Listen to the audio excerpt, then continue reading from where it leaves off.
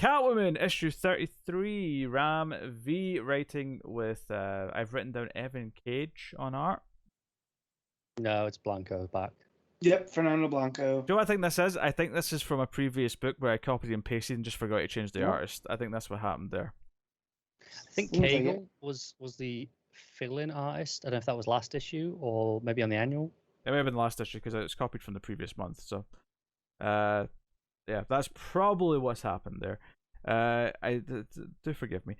So at the end of the annual, did you read the annual, Matt? Yes, I did. Yeah.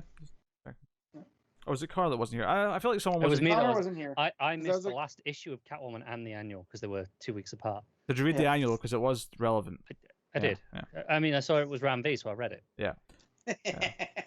He's a simple man. Yes. Well, I see Ram V's name. I read comic. I see Ram V. I read Ram V. It doesn't hurt. Oh, can't wait for Ram V's Red Hood book to come out then. I'll read it. You know what? You say that, but how about the point with Jason? Like Ram V, Jason, hook it to my veins. All right. You can literally give me any concept right now, and I'll go, whatever my opinion is, and then you tell me Ram V is writing it, and I will buy it. Well, Ram V's Cold Snap's coming, right? I'm just putting that out there. So we had the explosion of the church, obviously, which the police and the authorities are scrambling to deal with at the start of the issue. The tensions are high. The magistrate forces are in. Try to deal with. Really like how it handles the newscaster. Mm-hmm. Because that's a very common trope in comics, to have just the TV news and just have the snippets in panel, whereas this shows the various hosts, newscasters reading things, but all of it's presented in like text just on a white background along the side. It's not on panel in little word balloons or anything. It has a lot more impact, I feel like, than it usually does. Mm-hmm. Yeah. So tensions are running high in Alleytown. Selena's, diving across the rooftops. Helicopters are looking for her, so there's lots of searchlights. It's got a mood. Like right away, it feels like things are going down. And of course, Leo's still in the hospital, and that's kind of something that she discovered at the start of the annual. And she finds out that a lot of the kids, along with Riddler, have set up a new base of operations, which is hacked into the electrical grid and the internet and various other systems, so they can actually keep operational, even if the power's cut to the area. They'll still have access because they've sort of backdoored their way in.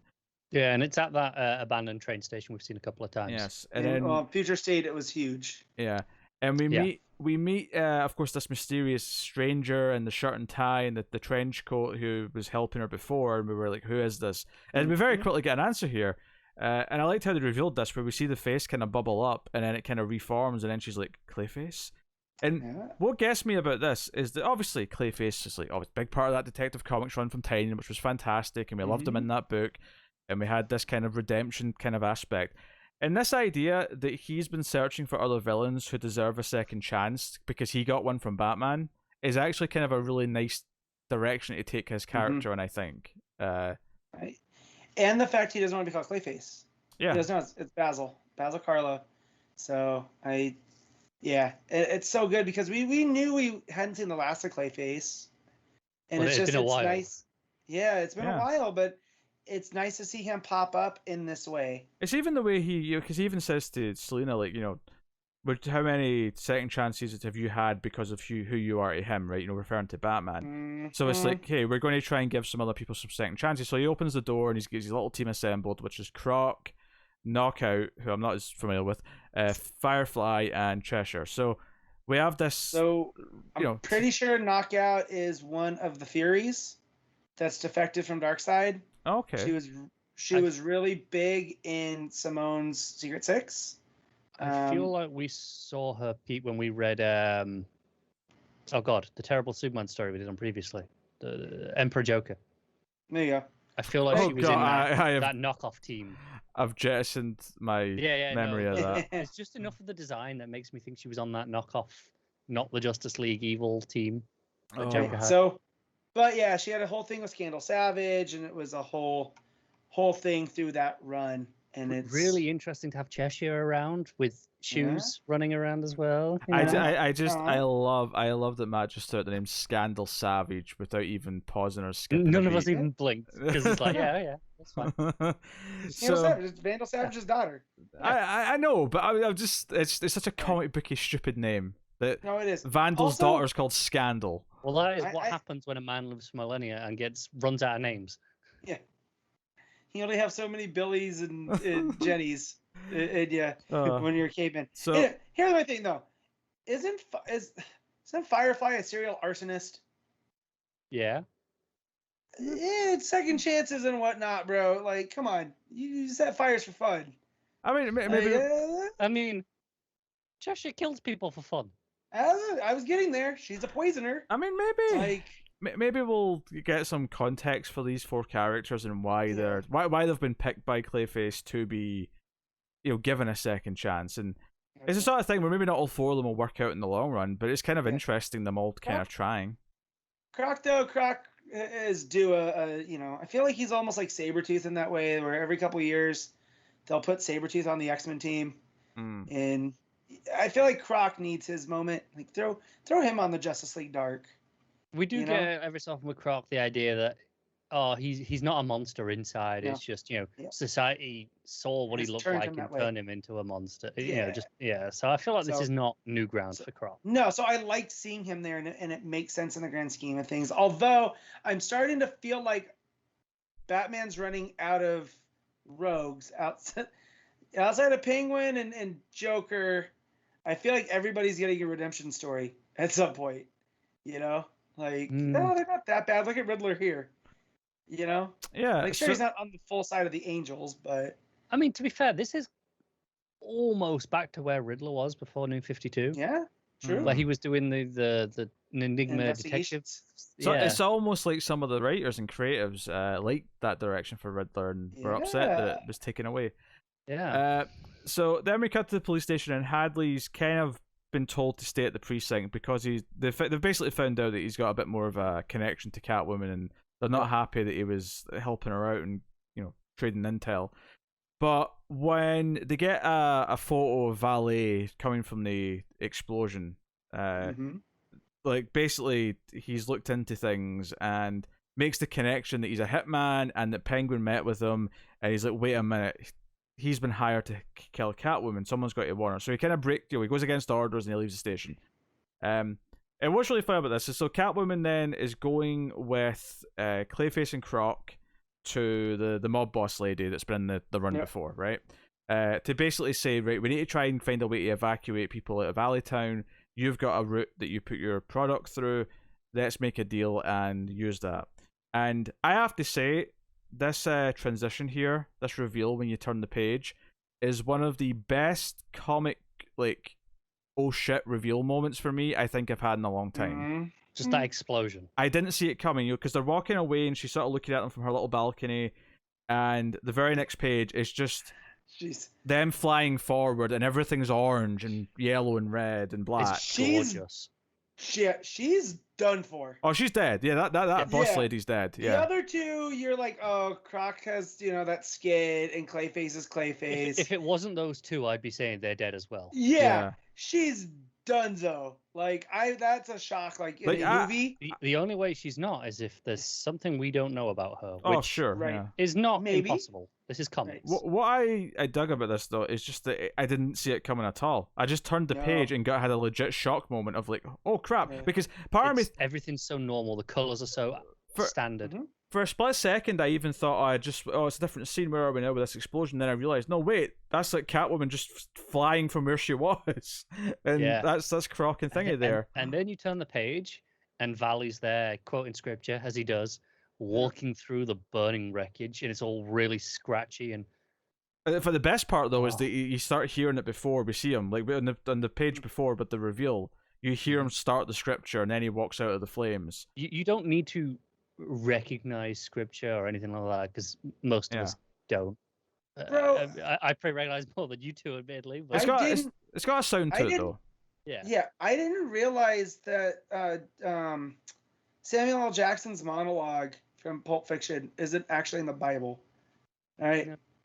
But it's written in such a way that when you hear it, you're just like, yeah, okay. You know, it's scripture follows the symbols as a lot of poetry. It's all about cadence and rhythm. And that's down to, I mean, obviously this varies depending on which translation, but generally the translators followed the rules of the time and common things and employed tricks like that to make it sound important.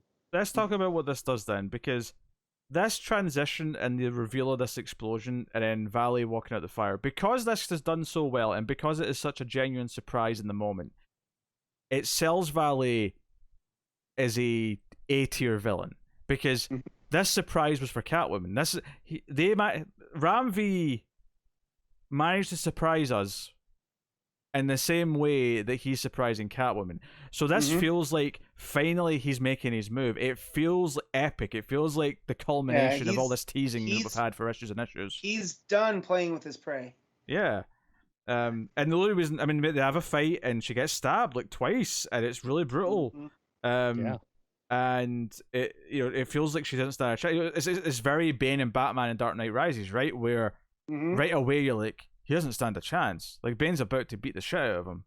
And Catwoman's good. Don't get me wrong. She's never been a top tier fighter, like, ever. No, she's crafty though. She'll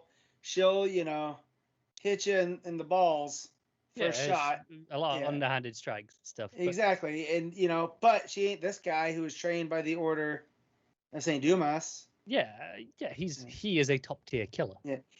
What's funny is you brought up Bane and Dark Knight Rises, but it's very much Nightfall too, which brought us Azrael, right? Like, it's very Bane there, that she's worn down, she's worried about her friend, she's completely taken off by this explosion. Now she's got stabbed and slashed. And hell, even her narration when they're on the way for this meeting is about her kind of like, I'm doing all these things that I never would have done before. Maybe the Catwoman's truly gone. I think the boss lady even says, careful, it looks like you're almost playing the hero here by all the selfless and like concern that you've got for people.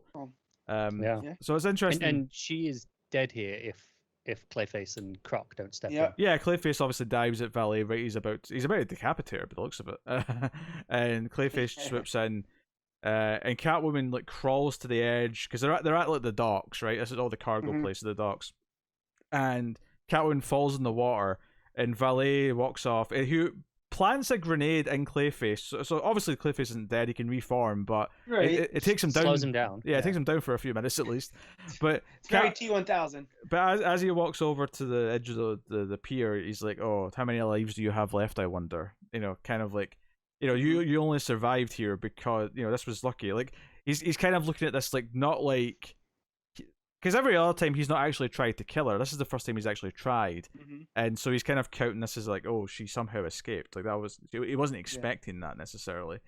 But and she kind of rounds out her narration. Although now it's not in narration boxes. Now it's kind of in the water. The text is just in there. And it gives it the impression that it's kind of drifting away from her, almost like she is about to pass out and possibly die because she's in the water. And the last page, the reveal is that there's someone there for her, someone to help that cares about her, and of course it's the full page spread that reveals that Batman is in the water and about to reach for her. And I did like the caption at the end here saying "next the return to rooftops," which is a nice little. That was good. Nice little callback. Shocker. Ramby's good. I think what's so good about this though is that they've held back, because I mean it's comics. Batman could be showing up every issue if Ram V wanted him to, but they've held back. And they've said we're going to make it feel special when Batman steps in. Are we sure it's Batman though? Are we sure she's just not hallucinating? No, we're not sure. Not sure, but there's definitely a stronger implication by saying a return to rooftops. Yeah, but you could tell me. It's not Batman, but this near-death experience prompts her to return to see It's what she's saying, that she tried so hard to be different, right? And it's almost because of Batman's influence. And then so it's to me, how I read this is Batman pulling her out of being Catwoman and into Selena Kyle. And whether he's there or not, that old Selena's dead, right? She drowned in the river. Yeah, that metaphor works either way. But I mean, I mean, I think there's a possibility he's not really there, but I think he is. He could be. I think it works, and besides, like, this is all going on in Gotham. There's explosions happening left and right. An explosion just happened at this location. You think Batman's just ignoring this? I love that he has this idea of alley town. He's like, well, I won't go there unless it's an emergency. Oh, a church blew up. Oh, the docks blew up. All right, best I gotta get there. Like, you know. Yeah, I also suspect Batman is there, but if they tell me he's not, I'm not gonna be mad about it. No. Yeah. It would even surprise me if Clayface has got like a bat beeper on him or something. Like, still. I mean, he was on the team for years. Yeah. Yeah. Well, which is why I say him specifically and not. Yeah. You know, not Croc. What if it wasn't Croc? It was Matches Malone dressed as Croc. Or hell, what if it's even just like Riddler, who's like, you know, anonymously sort of sent a message to Batman? I don't know. She's in over her head. How is Ramvi this good? Ramvi's very, very good. And they did mention Shoes, by the way, because they mentioned Shoes was off like fiddling with satellites or something like that briefly. But they did make a point of reminding us that Shoes is around just after they introduced Cheshire. I think they told us that before we saw Cheshire. It was just before. A couple of pages before, yeah. That's very intentional. They wanted you to have Shoes in your mind a little bit. But like, just again to be like, but she's not there yet. You know, this meeting is going to happen, but not right this second. You know, not this issue. Yeah. Like, I love that we're getting comics written by people that were reading comics the same time I was. Mm-hmm. You know, like the stuff with Cheshire and Leanne and Roy and all of this stuff. And it's working its way into continuity now. So it's really cool. Yeah, that's neat. Of course, Carr doesn't know about who Shoes is, though, because he didn't read that anthology yet. So I honestly did not. I did not go back to that anthology at any point. I was like, I've got the important information. I'm not going to go and buy a whole $10 anthology for let's be honest, about a 6 or 8 page story by Rambi at best, I'm assuming. Art was fantastic, though, in this. You know, the explosion stuff, of course, was wonderful. The entire fight that plays out afterwards is great. There's mood at the start because of the riot, because of the spotlights, as Catwoman's jumping through it. Like, and the serialized story and the way it made me kind of gasp when I realized what that explosion page turn was a legitimately great, like, oh shit moment. This book is, or this run specifically, is hands down Blanco's career best work so far that I've seen. Mm-hmm. You know, we've seen Blanco for years at this point, of working at DC pretty regularly. And for a long time, he was a solid workhorse artist that was like, okay, sure, you know, he'll be cool, but it was never a standout. But now, these issues are regularly in contention for, you know, best art of the week, no matter what they're up against, almost. Even on stacked weeks like this one might be. This is going to be in contention. Yeah. All right, Matt, what are you rating Catwoman? I mean, this one a 9. Connor? Yeah, same 9. I will also concur with the 9. So, highest recommendations. The way it sort of like plays with the idea that Catwoman's in over her head because she's not herself anymore, combined with the fantastic art and the storytelling, the pacing and the reveals, and even the way it builds. With having Hadley like a scene before go, shit, I need to go warn her, but he's too late. It happens. It happens before he can get to her. This is the most I've ever cared about Catwoman as a character, and I credit all that to Ramvi. And I wasn't going to read this. I mean, I had to catch up. You guys were reading it, so just how much that it's turned. I'd like to think that is the benefit of this podcast in general, where not everyone's reading every book, but you know, and I get why people might not have been reading a Catwoman book, but maybe after it's going to be coming up on a year now of us praising the ever living shit of this book every damn issue. Maybe he took over at 25, right? 26, I believe, technically. Well, he did part of 25. That's right. Yeah, he had part of 20. So yeah, 25 onwards is realistically what you're reading. So coming up on a year then. Yeah.